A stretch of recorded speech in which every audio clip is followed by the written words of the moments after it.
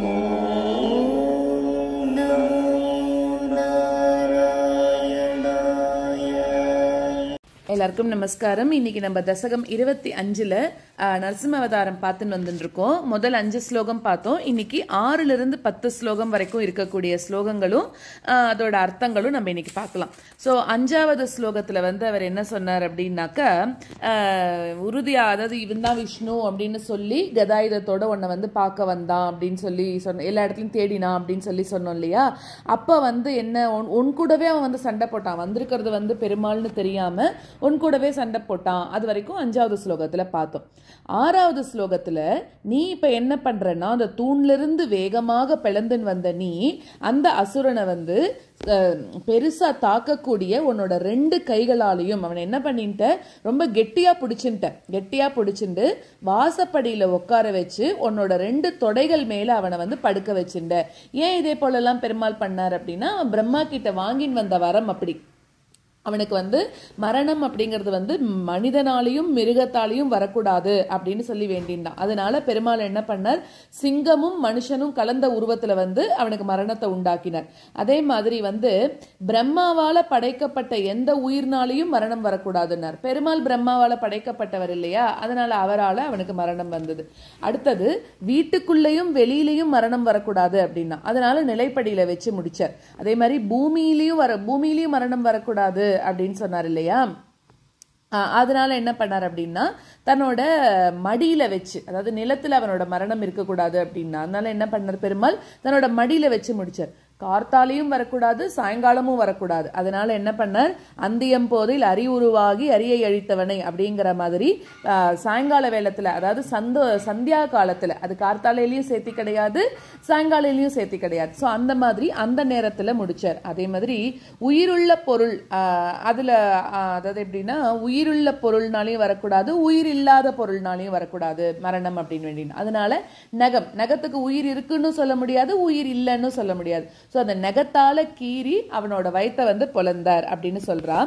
So அந்த மாதிரி அப்போ அவனோட வயத்திலிருந்து ரொம்ப வேகமாக பெருகி வந்த அந்த ரத்த பெருக்கு இருக்கு இல்லையா, அதை வந்து நீ வந்து ரொம்ப சந்தோஷமா அதை வந்து பலமுறை அந்த ரத்தத்தை குடிச்சு இந்த உலகம் எல்லாத்தையும் அழிக்கிற மாதிரி ஒரு பெரிய முழக்கங்களை நீ எழுப்பின அப்படின்னு சொல்றா. அதுதான் 6வது ஸ்லோகம். அடுத்தது 7வது ஸ்லோகத்துல அந்த ரத்த பெருக்கினால நனைஞ்ச அந்த உன்னோட திருமேனியை வந்து, அதாவது ரத்த கரையோடையே வந்து அவனுக்கு அந்த அசுரனுக்கு இன்னும் கொஞ்சம் இவாலாம் இருப்பா இல்லையா, அவ எல்லாரையும் முதல்ல அந்த அசுரனோட உடம்ப வந்து ஒரு வீசி எரிஞ்சிட்டு அதுக்கப்புறம் தாவி குதிச்சு எல்லா அசுரர் கூட்டங்களையும் நீ வந்து அப்படியே சாப்பிட தொடங்கிட்டியா. அப்ப என்ன ஆச்சு, உன்னோட அந்த கர்ஜனையிலையும் உன்னோட அந்த உக்ரமான அந்த ஒரு இதுலயும் நிலமெல்லாம் சுழல ஆரம்பிச்சுதான், கடல்கள் எல்லாம் கலங்கிறது, மலை கூட்டங்கள்லாம் நிலை குலையிறது, விண்மீன்கள் எல்லாம் சிதறது. அப்படியாக அசையும் அசையா பொருட்கள் எல்லாத்தோட உருவமான இந்த உலகங்கள் எல்லாமே நிலை தடுமாற்றம் அடைஞ்சது அப்படின்னு சொல்றான். அடுத்ததா வந்து 8வது ஸ்லோகத்துல அந்த மாதிரி எல்லாரையும் இவர் போய் தாக்குறாரு இல்லையா. அப்ப எப்படி இருக்கு பெருமாளோட திருமேனின்னா, அவனோட அந்த மாமிசத்தினாலையும் கொழுப்பாலையும் பெருமாள் உடம்பு ஃபுல்லா அப்படி பூசி இருக்கான். அதனால பாக்குறவாளுக்கெல்லாம் பயத்தை கொடுக்கறதாம். அந்த உடம்புல ஹிரண்யகசிபுவோட அந்த குடல் இருக்குல்ல, அந்த குடலை வந்து அப்படியே பெருமாள் மாலையா போட்டுட்டாராம். இப்ப நம்ம அகோபிலத்துல போனா ஒரு நரசிம்மரை அப்படிதான் நம்ம பார்க்கலாம், குடலையே மாலையா போட்டு இருக்கக்கூடிய நரசிம்மரை பார்க்கலாம். சோ அந்த மாதிரி அந்த சபா மண்டபத்துக்கு நடுவுல யாராலையுமே வந்து உன்னை தடுக்க முடியல, அந்த அளவுக்கு அட்டகாசம் செஞ்சுட்டு இருக்கக்கூடிய ஒன்ன யாருக்கும் உன் பக்கத்துல வரத்துக்கு கூட வந்து தைரியம் இல்லாம இருந்துதான். ஏன் அப்படின்னா, சிவன், பிரம்மா, இந்திரன் இந்த மாதிரி தேவர்கள் கூட உன் பக்கத்துல வரத்துக்கு ரொம்ப பயந்துண்டு அவ்வளோ உக்ரமா இருக்கக்கூடிய ஒன்ன பார்த்துட்டு ரொம்ப தூரக்க இருந்துட்டு அவெல்லாம் வந்து ஸ்தோத்திரம் பண்ணாலாம். எதுக்கு வந்து தேவர்கள் கிட்ட பெருமாளுக்கு கோபம் வந்தது அப்படின்னாக்க, பிரம்மா தான் வந்து இந்த ஹிரண்யகசிபுக்கு வந்து இந்த மாதிரி ஒரு வரத்தை, அதாவது கொஞ்சம் கூட யோசிக்காம இப்படி ஒரு அசுரத்தனமான ஒரு வரத்தை கொடுத்துட்டாரே அப்படின்னு பெருமாளுக்கு அவர் மேலேயும் கொஞ்சம் கோபம் இருந்ததாம். அதனால எல்லாரும் என்ன பண்ணிட்டு இருக்கான்னா, ரொம்ப தள்ளி நின்னுண்டு பெருமாளை ஸ்தோத்திரம் பண்ண ஆரம்பிச்சுட்டான். அது 8வது ஸ்லோகம். அடுத்தது வந்து 9வது ஸ்லோகத்துல என்ன அப்படின்னா, இந்த மாதிரி அசுர கூட்டங்கள் எல்லாத்தையும் அழிச்சாச்சு. இப்ப அடுத்தது பிரகலாதனுக்கு அந்த ராஜ்யத்தை கொடுக்கணும் இல்லையா. பிரகலாதனுக்கு ராஜ்யம் கொடுக்கணும் அப்படின்னாக்கா, அது ஏற்கனவே ஹிரண்யகசிபு உட்கார்ந்துட்டு இருந்த ஆசனம். அது அப்ப அதுல என்ன இருக்கும்? Full and full negative vibes தான் இருக்கும், அசுரத்தன்மைகள் தான் அந்த இடத்துல இருக்கும். அதனால பெருமாள் பார்த்தார், என்ன பண்றார் அப்படின்னா, அவனை அழிச்ச கையோட அதே ரத்தம் கலந்த அந்த திருமேனியோட பெருமாள் போய் முதல்ல அந்த ஆசனத்துல உட்கார்றாராம். சிங்கம் அமர்ந்த ஆசனம், அதனாலதான் அதுக்கு பேரு சிம்மாசனம் அப்படின்னே பேர் வந்தது. அப்படி அவர் உட்கார்ந்ததுக்கு அப்புறம் அந்த பிரம்மதேவனோட கட்டளைப்படி அந்த சிறுவனா இருக்கக்கூடிய பிரகலாதன் அவன் உன்கிட்ட உன்னோட திருவடிகளை வணங்குறாராம். அப்போ எவ்வளோ கோவத்தோட நீ, இன்ஃபேக்ட் தேவர்கள் கிட்ட எல்லாம் கூட கோவத்தோட இருந்த நீ, இந்த பிரகலாதன் பக்கத்துல வந்தோடனே மட்டும் என்ன ஆகிறதா நரசிம்ம பெருமாளுக்கு அந்த கண்கள்ல அப்படியே ஒரு கருணையும் அன்பும் பொழிய ஆரம்பிக்கிறதாம். அப்போ அந்த சிறுவனோட மேல தலையில கை வச்சு, நீ அவனுக்கு என்ன வரம் வேணும் நீ கேளு அப்படின்னு சொல்ற. ஆனா அந்த சிறுவன் எனக்கு எந்த வரமுமே வேண்டாம் அப்படின்னு சொல்லி உன்னை ஸ்தோத்திரங்களால துதிக்க ஆரம்பிச்சான். உன்னை நேர்ல பார்த்ததே போறோம் அப்படின்னு. ஏன்னா இவ்வளோ பெருமாள் உக்ரமா வந்ததும் நிறைய இடத்துல இந்த மாதிரி அட்டகாசங்கள் பண்ணதும் யாருக்காக அப்படின்னாக்க, இந்த பக்த பிரகலாதன், இந்த பிரகலாதனை காக்கணும் அப்படிங்கிற ஒரே ஒரு காரணத்துக்காக தான்.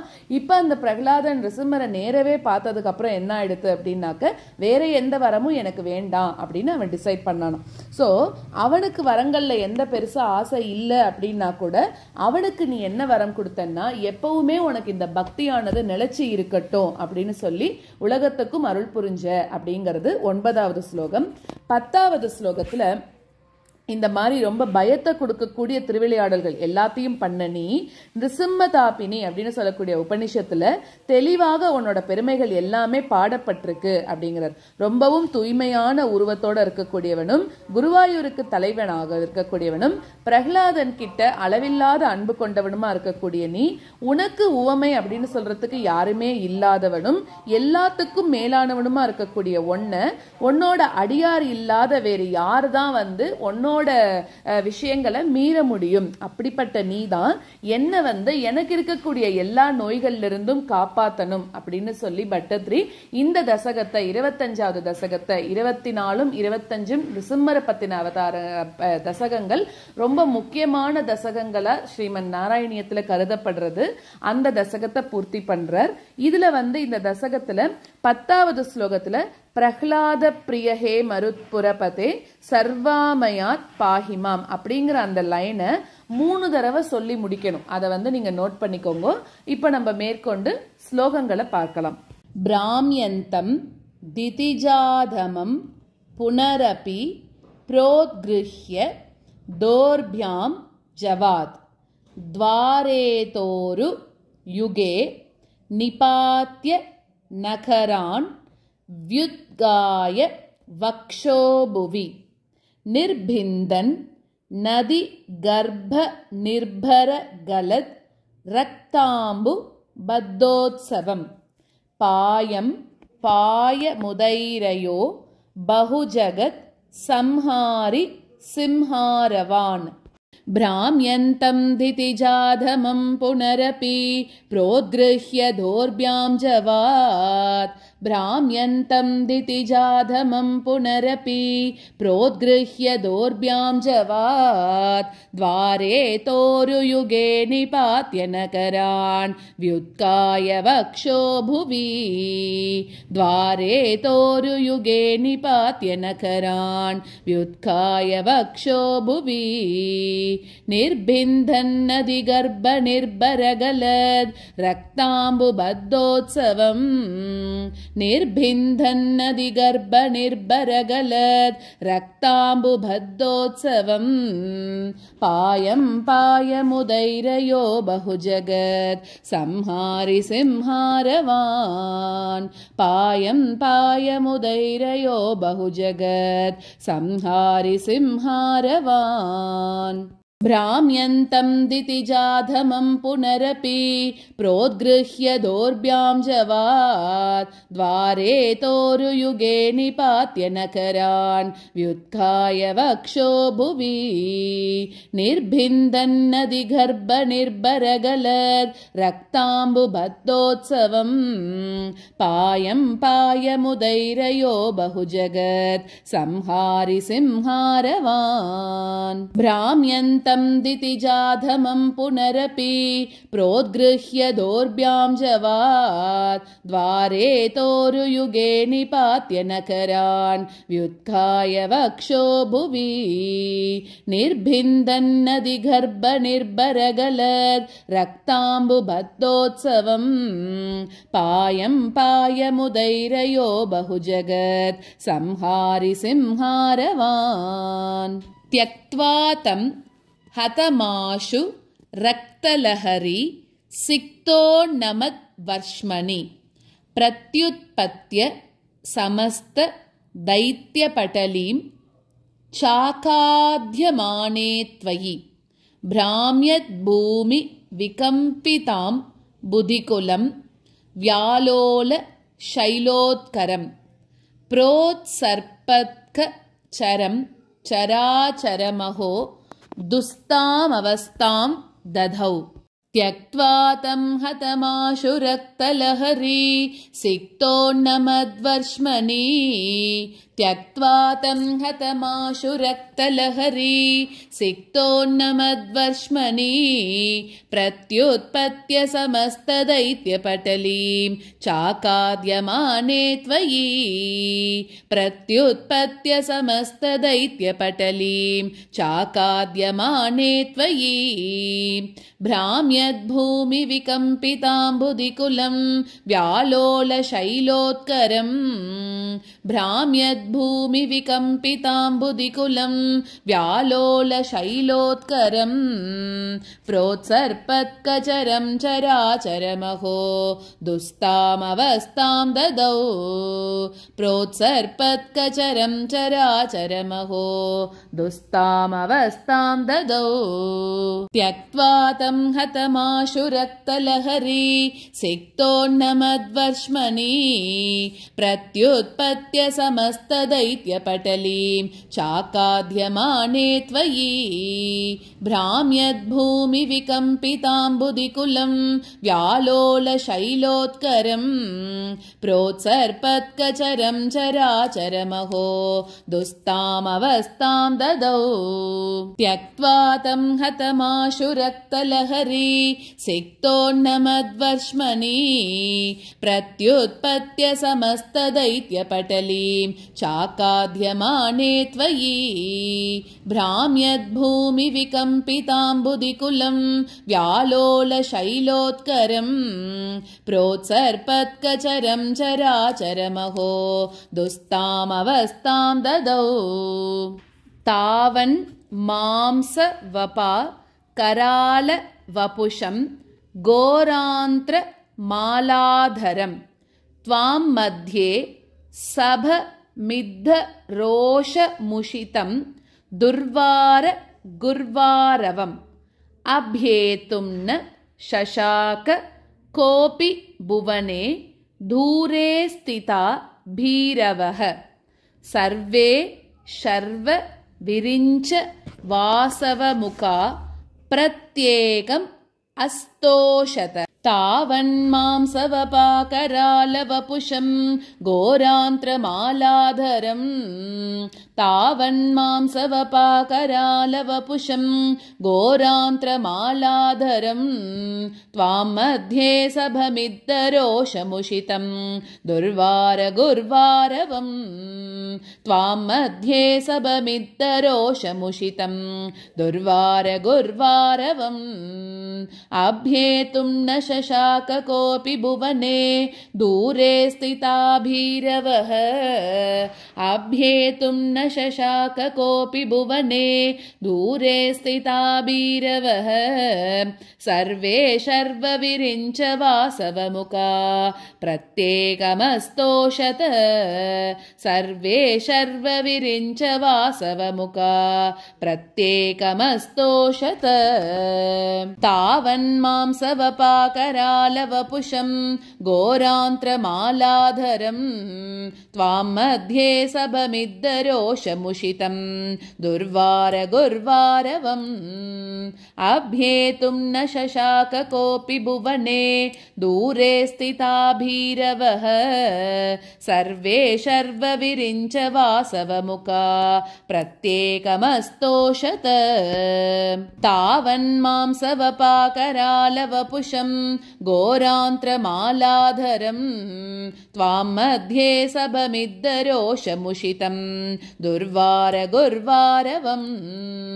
अभ्येतुं न शशाक कोऽपि भुवने दूरे स्थिता भीरवः सर्वे शर्वविरिञ्च वासवमुखा प्रत्येकमस्तोषत भूयोऽप्यक्षत रोषदाम्नि भवति ब्रह्माज्ञया बालके प्रह्लादे पदयोर्नमत्यपभये कारुण्यभाराकुलः